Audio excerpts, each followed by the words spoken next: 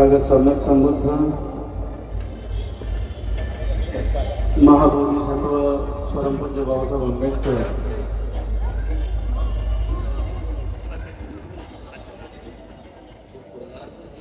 सम्राट अशोक बोधिसत्व पूज्य भगंत अनागारिक धम्मपाल जी इन्हें त्रिवार पंचांग प्रणाम। मुझे कितना समय बोलना है?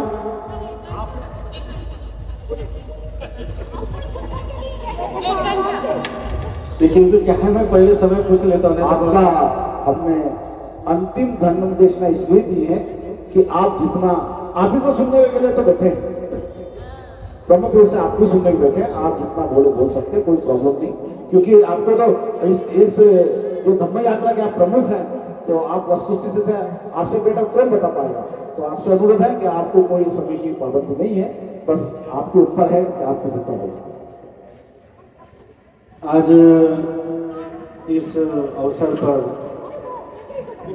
आप सभी उपासक उपासिकाओं को बहुत बहुत साधुवाद है कि हमारी जो शांति मशाल धम्म यात्रा है, यह उज्जैन में हमने इसका आगाज किया 19 तारीख को। साथों साथ फिर मैत्री बुद्ध विहार के माध्यम से स्वागत हुआ, अशोका बुद्ध विहार में हमारा निवास हुआ और वहाँ पर भोजन की भी व्यवस्था हुई। साथों साथ अम्रपाली बुद्ध विहार और त्रिशरण बुद्ध विहार, नम्रता नगर, करुणा बुद्ध विहार, भोपाल, इस प्रकार से सभी बुद्ध विहारों के पदाधिकारी और सभी सदस्य, सभी का हम आभार प्रकट करते हैं कि आपने हमें इन परिस्थितियों में बहुत बहुत सहयोग दिया। बहुत बहुत आपका सहयोग मिल रहा है और आपके भीतर की जो ऊर्जा है, ये ऊर्जा भी मिल रही है। हमारा स्पष्ट रूप से कहना है, हमारा साफ सुथरे रूप से कहना है कि जिस प्रकार से यहाँ पर जो बातें की गई है, उन बातों को जो आप लोगों के हृदय तक जो बातें पहुँचाना है, वह बातें पहुँचाने की कोशिश मैं कर रहा हूँ। महाबोधि महाविहार जो है, यह हमें क्यों प्राप्त करना चाहिए? यह महाबोधि महाविहार है, इसका आंदोलन क्यों करना चाहिए और इसके आंदोलन की गति को गतिमान क्यों रखना चाहिए, इस बात को भी समझने की बहुत जरूरत है।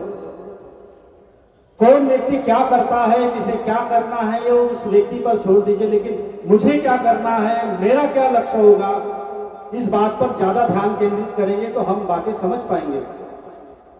घर में, परिवार में हम कैसे रहते हैं, किस तरह से रहते हैं, उस रहने का आधार क्या है और किस आधार पर हम जीते हैं, यह बात धम्म सिखाता है। धम्म और भी बहुत सारी बातें सिखाता है। समाज में कैसे संगठित रहना चाहिए और समाज में कौन सी बात पर भरोसा करना चाहिए और कौन सी बात पर नहीं करना चाहिए। आज हम लोग अम्रपाली बुद्ध विहार में दोपहर के समय में धम्म ग्रंथ का वाचन हो रहा था। उस धम्म ग्रंथ के वाचन करते समय में ये विषय चल रहा था कि कालाम का जो सूक्त है, कालाम यानी पाली भाषा में उसे केस मुक्ति सूक्त बोलते हैं, जिसे आप लोग कालाम सूक्त के नाम से सभी लोग जानते हैं कि कोई बहुत बड़ा व्यक्ति कोई बात बोल रहा है, इसलिए किसी बात पर मानने की आवश्यकता नहीं है। कोई बहुत बड़े धम्म गुरु वो बात को बोल रहा है, इसलिए किसी भी बात को मानने की आवश्यकता नहीं है। या कोई धर्म ग्रंथ में लिखी हुई बात है, उस बात को मानने की कोई जरूरत नहीं है। किसी की बात को तब मानना चाहिए कि वो बात बहुजनों के हित में हो। किसी की बात को तब मानना चाहिए वो बहुजनों के कल्याण में हो। किसी की बात को तब मानना चाहिए कि वो सत्य के कसौटी पर कसी जा सकती है। ये सादा सा सिंपल सा बाबा साहब ने भगवान बुद्ध उनके धम्म ग्रंथ में दिया हुआ है, आप लोग जानते हैं। और जो लोग धम्म का पालन करते हैं, धम्म का आचरण करते हैं, उनके भीतर में सम्यक दृष्टि का निर्माण होता है। और सम्यक दृष्टि आपको आंखें देती है। आंखें तो सबके पास है, लेकिन सम्यक दृष्टि जो होती है वो जागृति लाती है। और जिसके पास जागृति होती है वो सत्य क्या है, असत्य क्या है, असत्य किसे कहा जाता है, सत्य किसे कहा जाता है, वो बराबर जान लेते हैं। इसलिए समझने की बहुत आवश्यकता है कि हम सत्य के रास्ते पर है या असत्य के रास्ते पर है, सत्य को समर्थन कर रहे हैं या असत्य को मान रहे हैं, इस बात को समझने की आवश्यकता है। भिक्षु जो जीवन होता है ना, ये भिक्षु जो जीवन होता है एक तलवार की धार पर चलने जैसा होता है।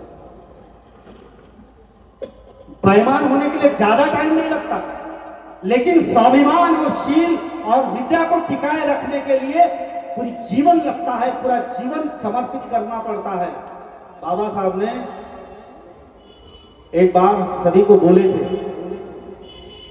बाबा साहब ने एक बात सभी को बोले थे एक भाषण में कि आपको रोटी चाहिए कि शील चाहिए, आपको रोटी चाहिए कि स्वाभिमान चाहिए, आपको रोटी चाहिए कि विद्या चाहिए, तो आप किसे चुनेंगे? सही में सही में विद्या को चुनेंगे, सही में स्वाभिमान को चुनेंगे, सही में शील को चुनेंगे? सोच लीजिए। मैं अभी एक और दूसरा सवाल डाल दूंगा तो मामला वापस हो जाएगा। लेकिन इस बात को हमें समझना चाहिए कि अगर स्वाभिमान प्राप्त करना है तो महाबोधि महाविहार की लड़ाई लड़ना होगा, विद्या प्राप्त करना है तो महाबोधि महाविहार की लड़ाई लड़ना होगा, अगर हमें शीलों का धर्म का आचरण करना है तो महाबोधि महाविहार को लड़ना होगा। 14 अप्रैल के समय में बहुत भीड़ आती है, बहुत ज्यादा भीड़ होती है। कहाँ गई वो भीड़? अभी 14 अप्रैल का कार्यक्रम स्थगित करो सब लोग, मेरा निवेदन है आप सब लोगों से। जितने भी लोग हैं, जितने भी नेता हैं, जितने भी जो आंदोलन करने वाले लोग हैं या काम कार्य करने वाले लोग हैं, सभी कार्यकर्ता नेताओं से मेरा करबद्ध निवेदन है कि 14 अप्रैल का कार्यक्रम जो है ये मनाना बंद करो। जब तक के महाबोधि महाविहार मुक्त नहीं होता तब तक के हम 14 अप्रैल को बड़े उत्साह के साथ नहीं मनाना चाहिए। और जितना भी धनराशि है, जितना भी जो एनर्जी लगती है, ऊर्जा लगती है, वो सारी की सारी ऊर्जा जो है महाबोधि महाविहार मुक्त करने के लिए लगाना चाहिए। इस बात को समझने की आवश्यकता है। ये क्यों समझने की आवश्यकता है? क्योंकि अगर महाबोधि महाविहार के लिए मुक्त करने के लिए पूरी हमारी ऊर्जा, पूरी हमारी ताकत, पूरा काया वाचा मन, तन मन और धन एक सब लग जाएगा तो आप यकीन नहीं मानेंगे, पूरा भारत देश प्रभुत्व हो जाएगा। और बाबा साहब का अंतिम लक्ष्य क्या था? बाबा साहब का अंतिम लक्ष्य क्या था? और अगर बुद्धमय भारत बनाना है, अगर ये बाबा साहब का अंतिम लक्ष्य है तो ही हमारी 14 अप्रैल है महाबोधि महाविहार को मुक्त कराना। महाबोधि महाविहार को मुक्त कराने का मतलब है कि हम बाबा साहब के लक्ष्य को पूरा कर रहे हैं। महाबोधि महाविहार को मुक्त कराने का मतलब है कि हम 14 अप्रैल को मना रहे हैं। ऐसा संकल्प आप सभी लोगों ने करना चाहिए और अपनी आने वाली 14 अप्रैल की तैयारी जो है अभी से कर लेना चाहिए कि हम बाबा साहब अम्बेडकर की जो जयंती है वो जयंती न मनाते हुए हम महाबोधि महाविहार के लिए मुक्ति आंदोलन के लिए काम करेंगे, उसके लिए हम लड़ेंगे और चाहे मर मिटेंगे। किसी ने कहा था कि मरना पड़ेगा। किसी ने कहा था कि जिस प्रकार से डॉक्टर बाबा साहब अम्बेडकर का आंदोलन चला तो मरना पड़ेगा, कई लोग शहीद हो गए। अगर मेरे शहीद होने से महाबोधि महाविहार मुक्त होता और अभी हमें उपलब्ध होता तो मैं अभी इसी वक्त शहीद होने के लिए तैयार हूं। मेरे शहीद होने से मिल जाएगा? मिलेगा? क्या करने से मिलेगा? समस्या क्या है इस बात को समझने की आवश्यकता है और समाधान क्या है इस बात को भी जानने की जरूरत है। जब तक के समस्या नहीं समझेंगे, जब तक के समाधान नहीं समझेंगे, तब तक के कुछ भी समझ में आने वाला नहीं है। परिस्थितियां जानबूझ के भ्रमित की जाती है, लेकिन कुछ बातें हैं और शासन प्रशासन काम कैसे करता है आप लोगों को जानकारी थोड़ा सा देने की कोशिश करूंगा कि जब जब आंदोलन सफल होने लगता है, जब जब आंदोलन जो है ताकतवर बनता है, शक्तिशाली बनता है, तो ये शासन प्रशासन करने वाले जो सत्ता में जो बैठे हुए लोग होते हैं, वो सत्ता में बैठे हुए लोग आंदोलन को तोड़ने की तैयारी करते हैं और हमारे लोगों को हमारे खिलाफ में खड़ा करते हैं, हमारे लोगों को खरीद लेते हैं, हमारे लोग जो है बिक जाते हैं, स्वाभिमान बेच देते हैं, शील को बेच देते हैं, सदाचार को बेच देते हैं और अपनी विद्या को भी बेच देने लग देते हैं। और उसके वजह से क्या होता है? आंदोलन बदनाम होता है।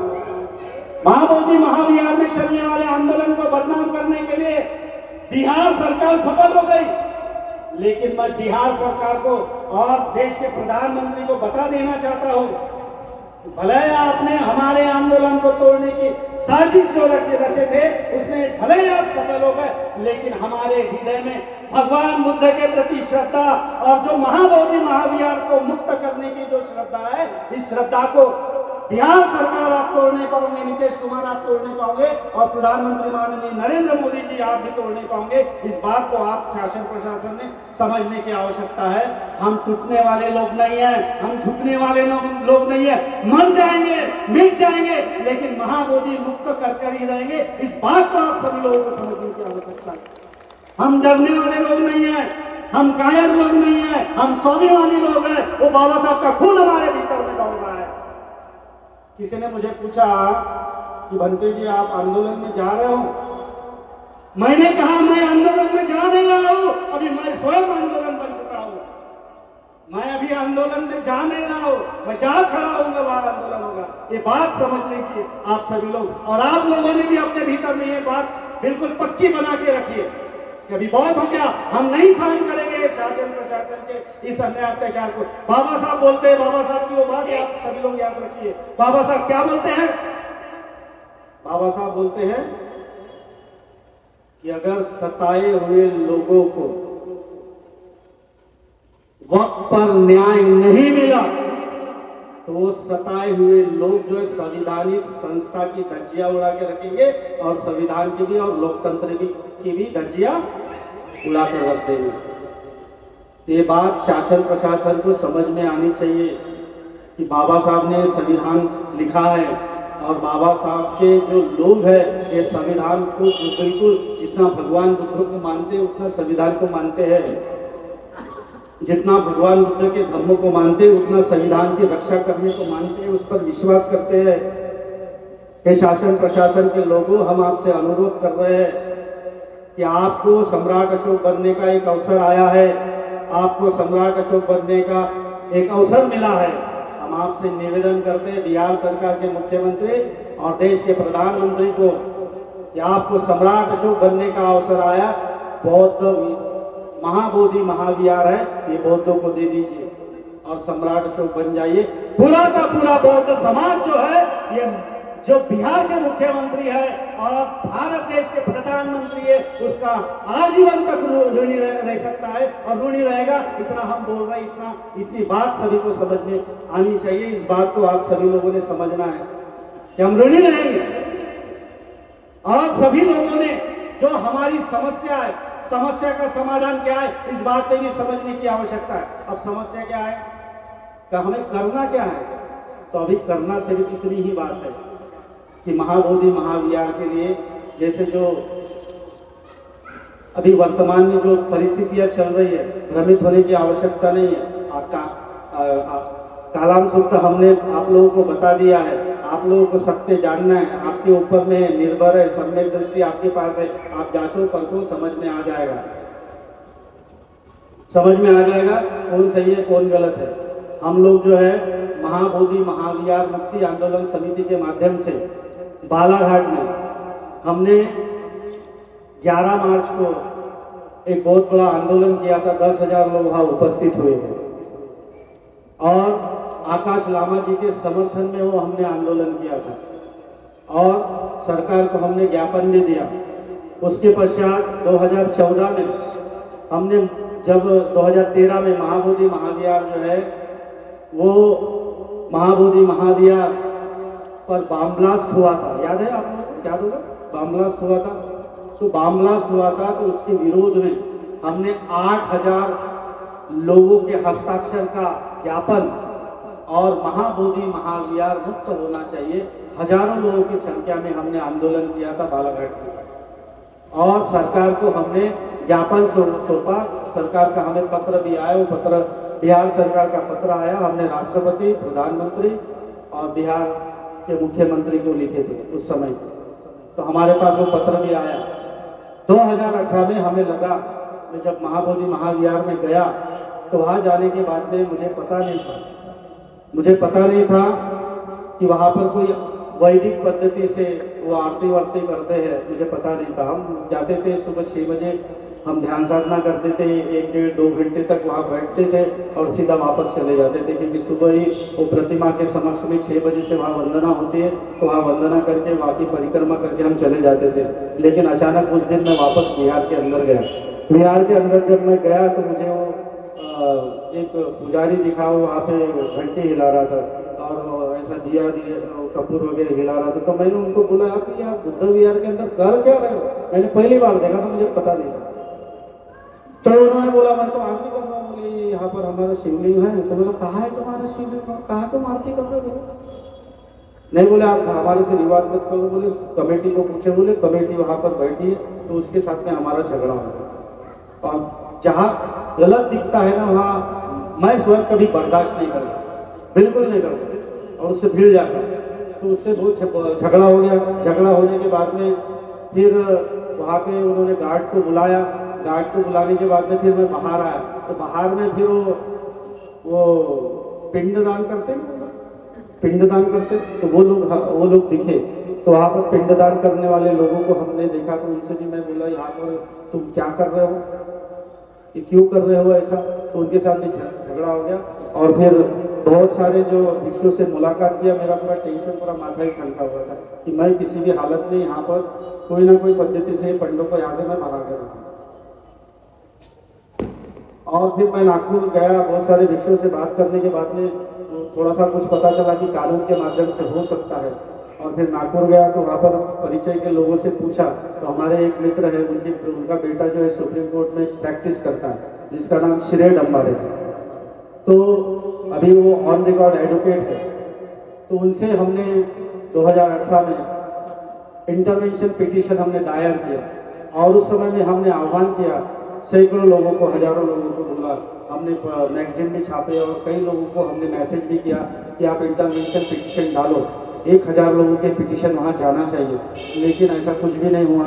और ये अभी 2019 में Bharatiya Bauddha Mahasabha, the Buddhist Society of India, Chandrabuddhi ji Patil, इनके माध्यम से 2019 में यह इंटरवेंशन पिटीशन गया। शुरुआत के 2 ही लोग हम लोग थे, अभी कई सारे लोग हो गए। 2025 में उन्होंने इंटरवेंशन पिटीशन किया। और जब भी तारीख होती है, जब भी कुछ बात होती है, तो एडवोकेट से हमारी बात होती है और हम एडवोकेट से बात करते हैं। तो उनका कहना है, भंती जी बोले आप आंदोलन कर रहे हैं, ठीक है, अच्छी बात है। मैं बोला, जब राम मंदिर का जब चल रहा था केस, तो उस समय में पूरे देश में क्या हो रहा था, हो हल्ला मचा दिए थे। मचा है कि नहीं मचा? तो हमारा भी केस चल रहा है और मीडिया ने गुमराह किया कि अभी जजमेंट आने वाला है। कोई जजमेंट आने वाला नहीं, जब तक कि दोनों पक्षों को सुना नहीं जाएगा। तो कौन से 2 पक्ष है? तो 2 पक्ष में 4 लोग हैं, यानी हमारे उनके वाले जो सामने वाले जो हमारे विरोधी लोग हैं, ये 4 लोग हैं। एक तो कौन? एक तो केंद्र सरकार, दूसरा बिहार सरकार, तीसरा जो वहाँ की कमेटी है वो, और चौथा जो है वहाँ का जो महंत है। ऐसे 4 लोगों के वकील है, 4 लोगों के वकील को सामना करना है। और हमारे जो एडवोकेट्स है, हमारे एडवोकेट की बहुत बड़ी टीम है, लेकिन 2 लोग मुख्य रूप से है, एडवोकेट ऑन रिकॉर्ड एडवोकेट श्रेय डम्बारे और शैलेश नारनौर, ये 2 लोग प्रमुख रूप से लीड कर रहे हैं। और इन्होंने बोला है कि अभी ज़्यादा मीडिया में हमें नहीं आना है और हम लोगों की बात भी, कोर्ट की बात भी ज़्यादा नहीं करना है, सिर्फ इतना लोगों को बताना है कि प्रक्रिया और नियम के तहत सारे लॉ और कानून के हिसाब से वहाँ पर हम लोग तैयारी कर रहे हैं और हमारी तैयारी में जुट गई है।